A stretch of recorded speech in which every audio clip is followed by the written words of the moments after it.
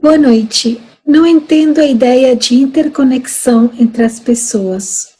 Como um malfeitor está interligado a uma boa pessoa.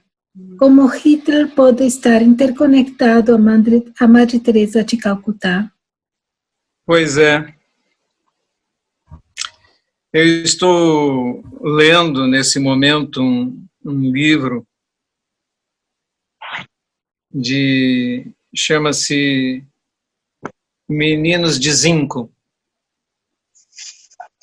e é escrito por uma escritora russa, Svetlana Alexievich. É o segundo livro que eu leio dela.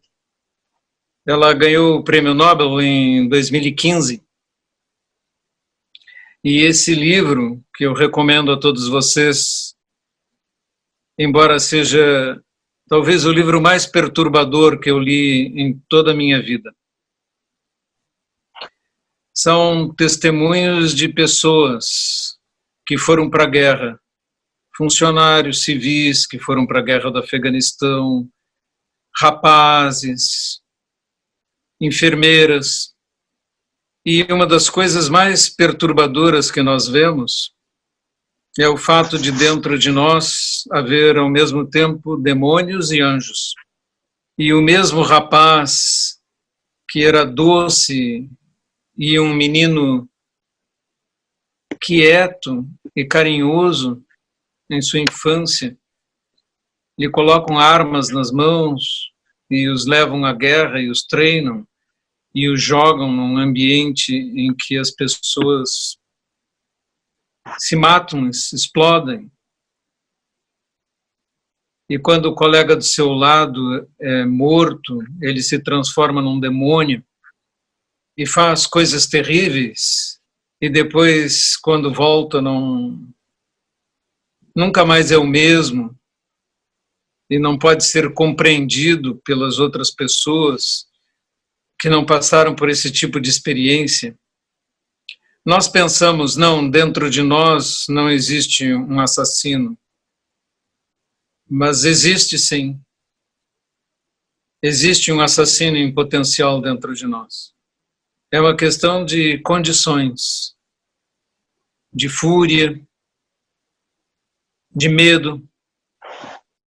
E é isso que explica o fato de, nas guerras, haverem tantas atrocidades cometidas por pessoas que não supunhamos ser capazes de cometer aqueles crimes.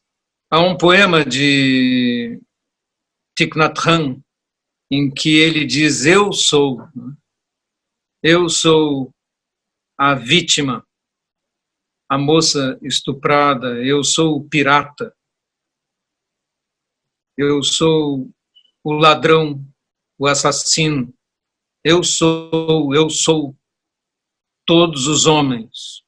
Por isso, nós temos que tomar cuidado com tudo que fazemos com a nossa mente, com o estado da nossa mente. Porque dentro de nós existem condições para agirmos de modo terrível. Pensem quantos pensamentos perturbadores já passaram por suas cabeças, por suas mentes. Se alguém pensa, eu sou bom, eu sou perfeito, eu sou um ser doce, incapaz do mal, certamente está enganado e viveu em boas condições até agora. A literatura mostra muitas coisas assim. É quando Hannah Arendt escreveu sobre a banalidade do mal, e ela escreveu sobre o julgamento de Eichmann, Adolf Eichmann, que foi responsável pelo massacre de judeus, ciganos, homossexuais nos campos de extermínio nazistas. Ela escreve no livro que, observando no julgamento em Jerusalém, não via mais do que um burocrata que dizia que estava obedecendo ordens. Pensem nos soldados americanos educados em bons lares e que se tornaram criminosos no Vietnã. nos soldados russos que se tornaram criminosos no Afeganistão, nos burocratas stalinistas que exterminaram ucranianos no Holodomor, na Grande Fome, deixando as famílias sem comida para morrer. Mas não 2 ou 3 pessoas, mas milhões de pessoas. Para todos os lados que nós olhamos, a literatura está cheia disto.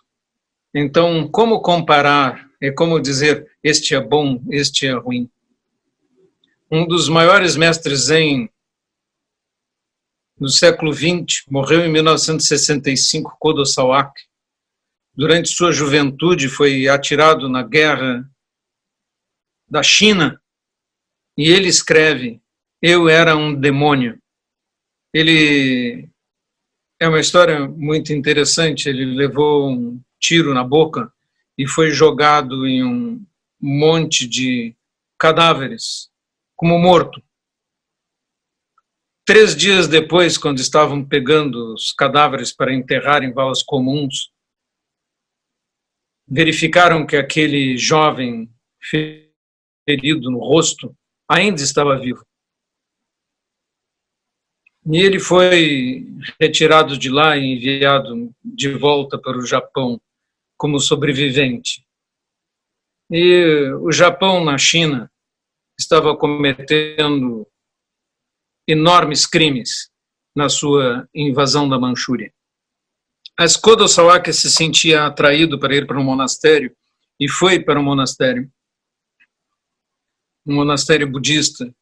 E como ele não tinha indicação nem nada, ele foi admitido como funcionário apenas, não como monge, para trabalhar na cozinha. Mas ele queria imitar os monges.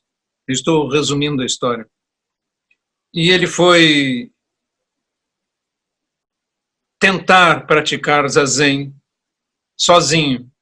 Como não podia ir para o Zendô praticar junto com os monges, ele se escondia na despensa, no meio dos mantimentos, e sentava em zazen sozinho. E o cozinheiro, que era muito severo com ele e o tratava autoritariamente com um certo desprezo, porque ele era um jovem ignorante, vindo da guerra e tendo sido criado numa zona vermelha, numa zona de prostituição, com um tio brutal que o fazia cuidar de mesas de jogo e uma madrasta que era uma cafetina. Com todo esse passado, ele era tratado com desprezo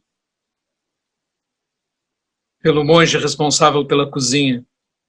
Mas esse monge abriu a despensa e o encontrou sentado em zazen. E quando o encontrou sentado em zazen, disse, e se inclinou até o chão, fez uma prostração para ele, como se ele fosse o próprio Buda. Por causa disso, o abade do mosteiro tomou esse jovem sob sua proteção e o transformou em monge.